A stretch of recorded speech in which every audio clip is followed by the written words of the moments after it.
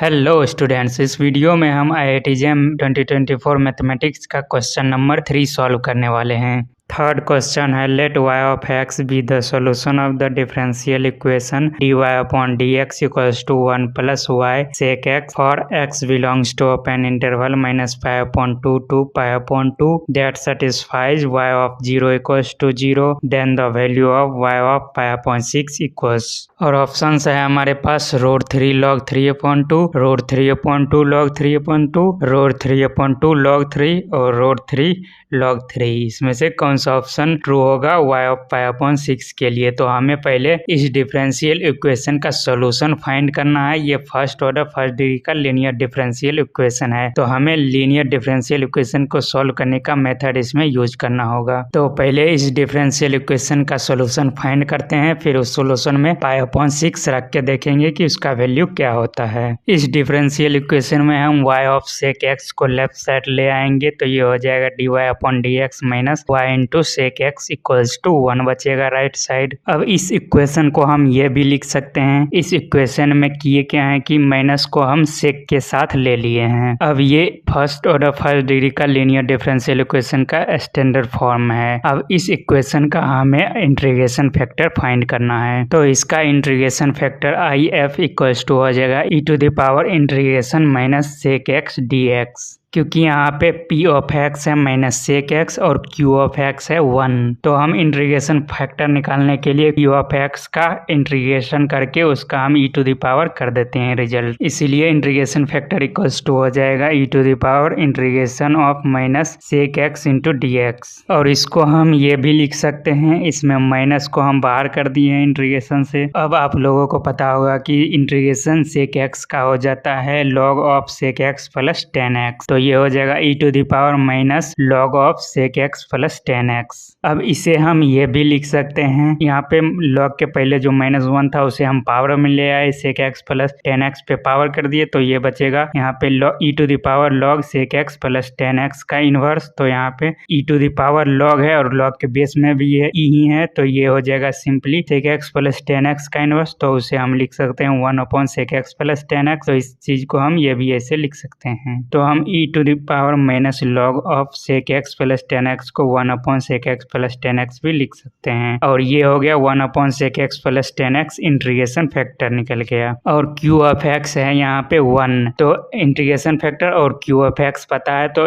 अब इसका सोल्यूशन हम निकाल सकते हैं। इसका सोल्यूशन हो जाएगा y into integration factor equals to integration q of x into integration factor d of x। और इसमें हमें इंटीग्रेशन फैक्टर पता है और q ऑफ x भी पता है, तो रख देंगे। तो ये हो जाएगा y into 1 upon sec x plus 10x equals to integration 1 into 1 upon sec x plus 10x into dx। अब हम इस इक्वेशन को ये भी लिख सकते हैं, y upon sec x plus 10x equals to integration cos x upon 1 plus sin x dx। हम इसमें sec x और 10x को sin cos में बदल लिए, तो sec x 1 upon cos x होता है और plus 10x sin x upon cos x होता है। तो दोनों के बेस में cos होगा, तो ये LCM cos x आ जाएगा, तो ये बचेगा 1 प्लस sin x अपन cos x हो जाएगा और cos x फिर ऊपर नोमिनेटर में चला जाएगा। तो हम इस पूरे को ये लिख सकते हैं cos x upon 1 plus sin x। और आपको पता है कि इस इक्वेशन में 1 प्लस sin x का डेरिवेटिव होता है cos x, डिनोमिनेटर का डेरिवेटिव है नोमिनेटर में, तो इसका इंटीग्रेशन क्या हो जाएगा log ऑफ डिनोमिनेटर। यदि किसी रेशनल फंक्शन का इंटीग्रेशन किया जा रहा है और उस रेशनल फंक्शन के डिनोमिनेटर में जो है उसी का डेरिवेटिव नोमिनेटर में है, तो उस पूरे का इंटीग्रेशन जो हो जाता है log ऑफ डिनोमिनेटर। तो यहाँ पे तो cos x upon 1 plus sin x का इंटीग्रेशन हो जाएगा log of 1 plus sin x। तो हम इसे लिख सकते हैं y upon sec x plus 10x equals to log of 1 plus sin x plus c।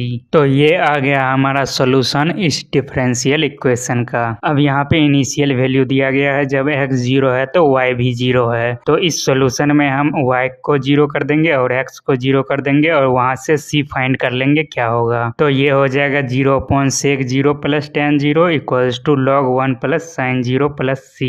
और आपको पता है कि sin 0 का वैल्यू 0 होता है, तो sin 0 0 हो जाएगा और इस 1 में ऐड होगा तो वो 1 ही रहेगा, और फिर log 1 हो जाएगा तो log 1 का वैल्यू हो जाता है 0। और इसमें 0/sec 0 प्लस tan 0 है, sec 0 1 होता है और tan 0 0 होता है। तो हम इसे ये लिख सकते हैं 0/1 plus 0 equals to 0 plus c। तो यहाँ से c इक्वल्स टू 0 हमें मिल जाएगा। तो चूंकि c 0 हो चुका है तो सोल्यूशन से c गायब ही कर देते हैं। तो सोल्यूशन सिर्फ हम बचेगा y/sec x plus tan x equals to log 1 plus sec x। और इस सोल्यूशन में हमें जो y के डिनोमिनेटर में है उसको हम क्रॉस मल्टीप्लीकेशन भी कर सकते हैं। ये हो जाएगा y equals to sec x plus tan x into log 1 plus sin x। अब हमें फाइंड करना है y ऑफ π/6 क्या होगा। तो इस सोल्यूशन में हमें x के स्थान पे π/6 रखना है। तो y ऑफ π/6 इक्वल्स टू हो जाएगा sec π/6 plus tan π/6 into log 1 plus sin π/6। तो y ऑफ π/6 इक्वल्स टू हो जाएगा, यहाँ पे sec π/6 का वैल्यू होता है 2/√3 और tan π/6 का वैल्यू होता है 1/√3। तो ये हो जाएगा 2/√3 प्लस 1/√3 और sin π/6 का वैल्यू होता है 1/2। तो ये हो जाएगा log 1 प्लस 1/2। और इस टर्म में √3 कॉमन आएगा और ऊपर में 2 प्लस 1 ऐड हो जाएगा तो 3 यहाँ पे √3 बचेगा। तो हम इसे ये लिख सकते हैं y of π/6 equals to 3/√3 into log 3/2। क्योंकि यहाँ पे 1 प्लस 1/2 ऐड होगा तो ये 3/2 हो जाएगा। और √3 से 3 को कैंसिल करेंगे तो √3 सिर्फ बचेगा। तो इसे हम ये लिख सकते हैं y of π/6 equals to √3 log 3/2। तो यही आ गया वैल्यू y ऑफ π/6 का √3 log 3/2। तो ये है ऑप्शन ए में, ऑप्शन ए हमारा सही हो जाएगा √3 log 3/2। तो इस तरह से इस क्वेश्चन को सॉल्व कर सकते हो। अब मिलता हूँ अगले वीडियो में बहुत जल्द।